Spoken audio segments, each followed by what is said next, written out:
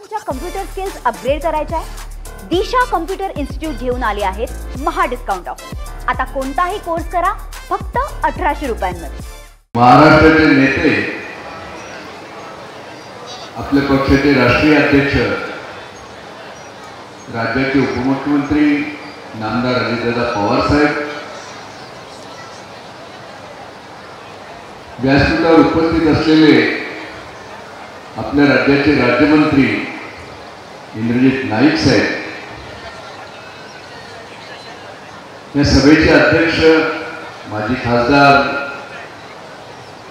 कन्नडचे आमदार माननीय प्रकाश वडील चिखलीकर,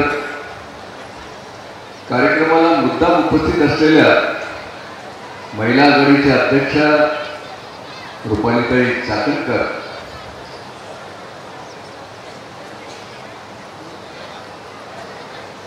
आमचे मित्र, आमचे सहकारी आमदार विक्रमजी काळे,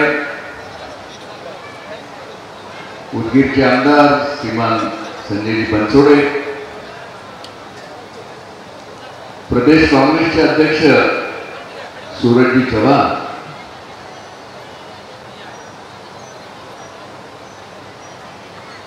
ज्यांचा भव्य दिव्य असा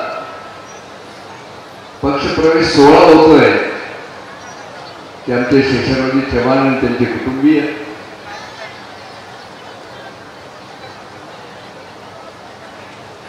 व्यासपीठावर उपस्थित माजी आमदार ओमप्रकाश पोकर्णाजी, माजी आमदार अविनाशजी घाटे, माजी आमदार मोहनरावजी हंबर्डे, व्यंकटरावजी पाटील गोजेगावकर, माजी उपमहापौर सर्वेक्षणजी गिल, डॉक्टर मीनल खतगावकर, प्रवीण चिखलीकर,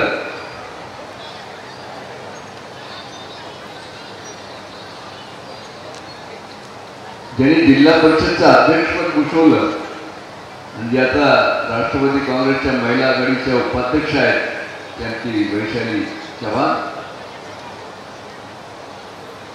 माजी सभापती स्वप्नील चव्हाण, माजी सभापती बंटी चव्हाण, त्यांचे सर्व कुटुंबीय, दिलीपराव धर्माधिकारी,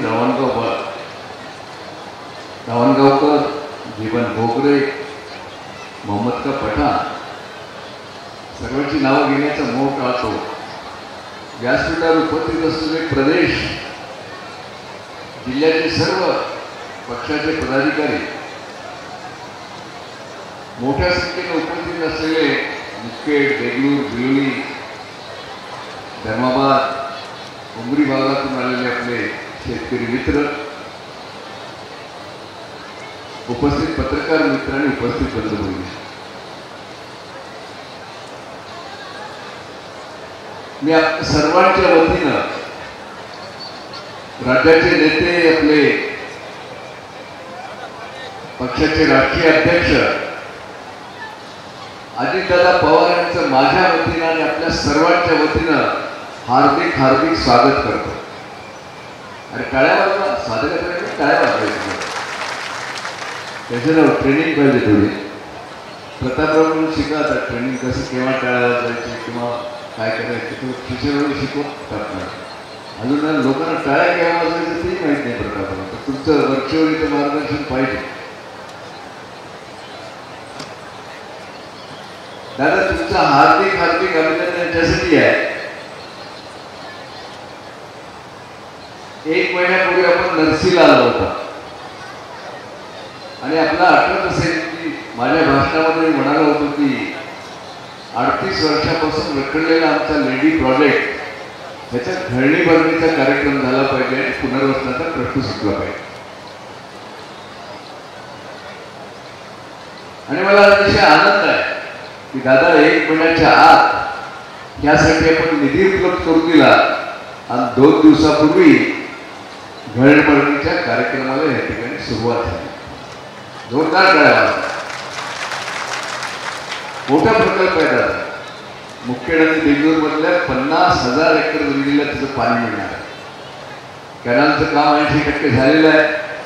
2 वर्षामध्ये सगळं काम आपण जर लक्ष घातलं तर पूर्ण होऊ शकतं। आणि येणाऱ्या 2 वर्षामध्ये 50,000 एकरला पाणी मिळू शकतं. हे फार मोठं काम आपल्या मार्गदर्शनाखाली झालं.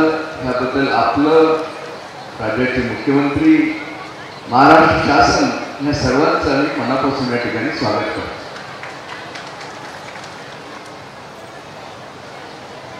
दादा शेषराव चव्हाण यांच्या कुटुंबाचे म्हणजे जुने संबंध आहेत.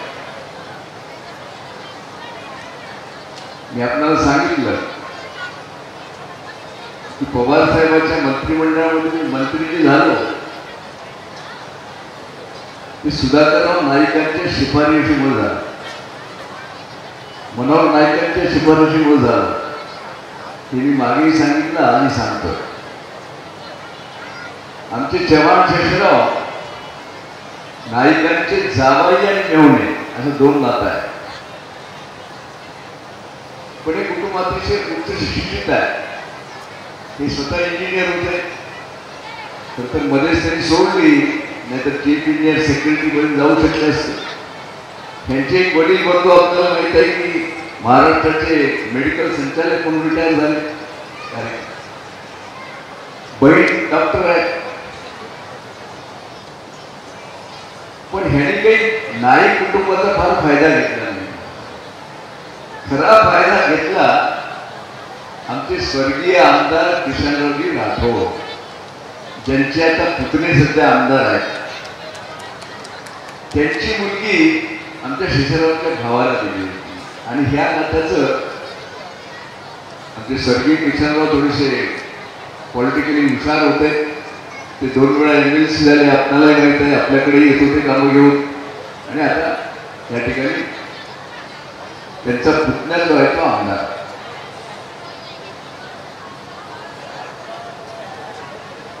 शेषरावची सून वैशाली हिने नांदेड जिल्हा परिषदेचे नेतृत्व केले. त्यावेळेस तुमचं पाठिंबा होता. पुसक्त पाठिंबा मला नेहमीच राहतो तुम्हाला. आमच्या स्वप्नीललाही समाज कल्याण सभापती म्हणून काम केलं. आणि आमच्या शेषरावचे वडील व्यापारी, अतिशय शांत.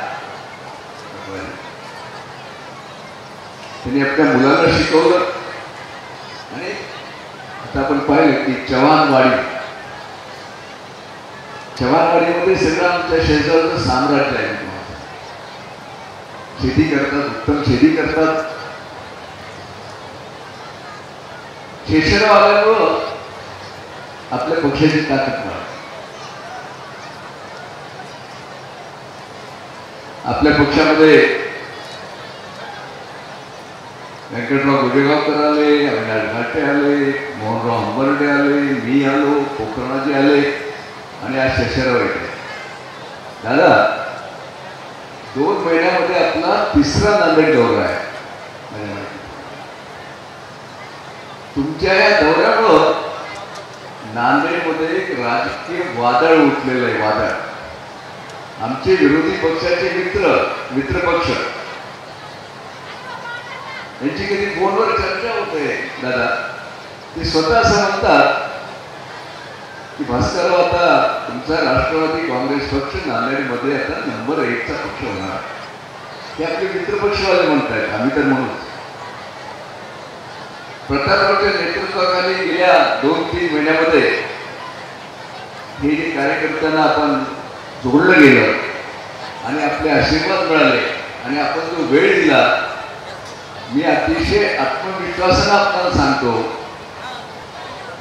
की येणाऱ्या जिल्हा परिषद, पंचायत समिती, नगरपालिका, महानगरपालिका निवडणुकीमध्ये आपला पक्ष नंबर 1चा पक्ष राहील. अशा प्रकारे आपल्या कार्यकर्ते कामाला लागले.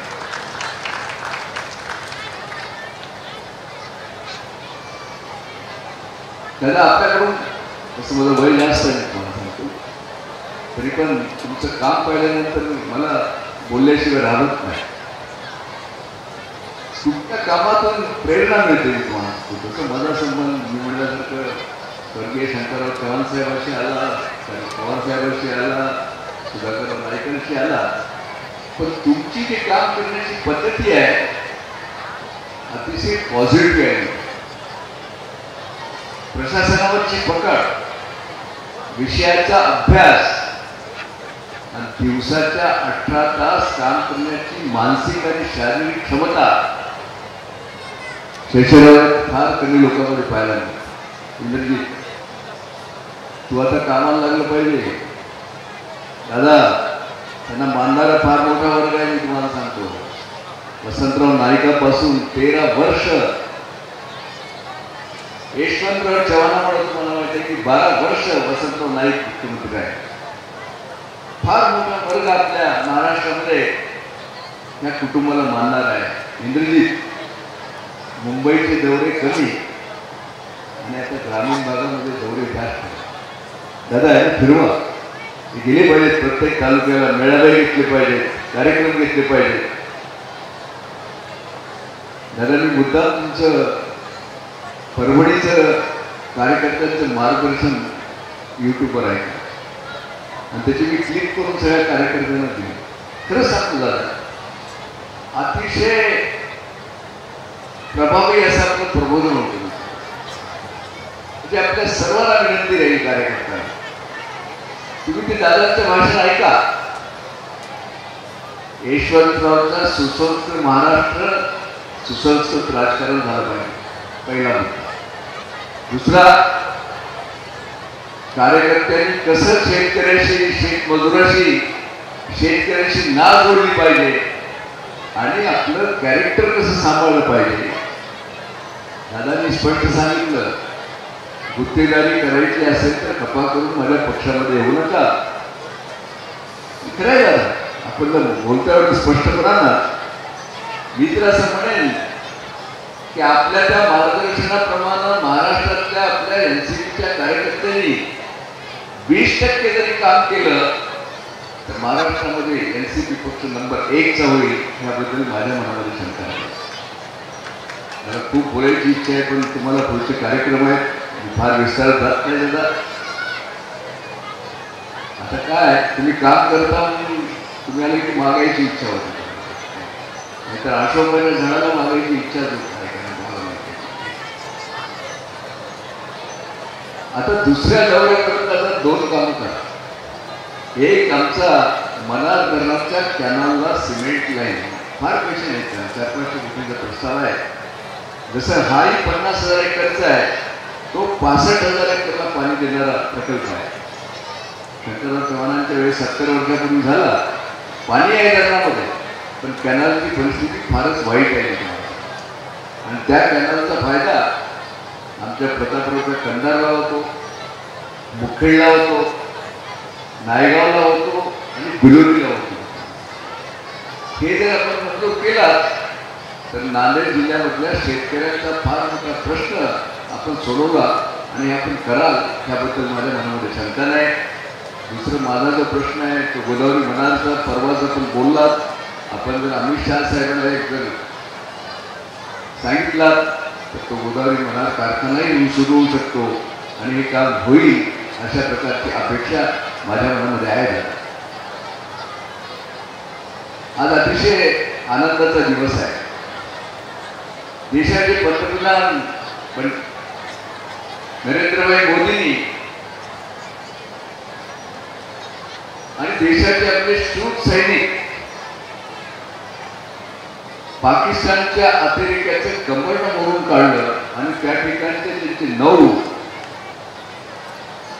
जे अड्डे होते ते उद्ध्वस्त केलं. आणि आजच मी टीव्हीवर दादा बातम्या ऐकत होतो की त्यांनी आता सीज फायरचा प्रस्ताव त्यांना दिलेला आहे. आज देशामधली सर्व जनता, देशाचे पंतप्रधान नरेंद्र मोदी यांनी देशाचे शूर सैनिक यांचं खूप खूप मनापासून अभिनंदन करत आहेत. दादा, मागच्याही सभेमध्ये मी म्हणालो,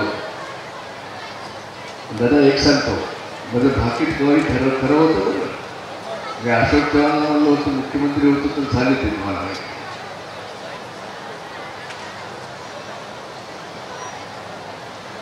आणि अतिशय जबाबदारीने बोलतोय प्रतापराव. दादा, मी 15 वर्ष दिल्लीमध्ये होतो आणि दिल्लीचं सेंट्रल हॉल तुम्हाला माहिती आहे. दिल्लीच्या सेंट्रल हॉलमध्ये देशाच्या पूर्ण राजकारणाची चर्चा दिवसभर होत असते. जेवढे राजकीय विशिष्टता आहेत ते सेंट्रल हॉलमध्ये राहतात आणि राज्यांच्या राजकारणावर आणि देशाच्या राजकारणावर चर्चा करतात. काही माझे मित्र आहेत. आता तिथं अशी चर्चा आहे, येणाऱ्या वर्ष दीड वर्षामध्ये देवेंद्र फडणवीस दिल्लीला जाणार आहेत आणि मला विश्वास आहे की नरेंद्र मोदी त्यांना दिल्लीला घेतील आणि राज्याचं नेतृत्व करण्याची महाराष्ट्राची कुलस्वामिनी तुळजाभवानींना आपल्याला संधी देईल असा विश्वास माझ्या मनामध्ये आहे आणि ते घडावं. मात्र मुख्यमंत्री झाल्यानंतर माझ्या अध्यक्षतेखाली नांदेडला सत्कारही घ्यावा अशी आजच तुम्हाला ॲडव्हान्समध्ये विनंती करतो. थांबतो. जय हिंद जय महाराष्ट्र. मला तुमच्या कम्प्युटर स्किल्स अपग्रेड करायच्या आहे. दिशा कम्प्युटर इन्स्टिट्यूट घेऊन आले आहेत महा डिस्काउंट ऑफर. आता कोणताही कोर्स करा फक्त 1800 रुपयांमध्ये.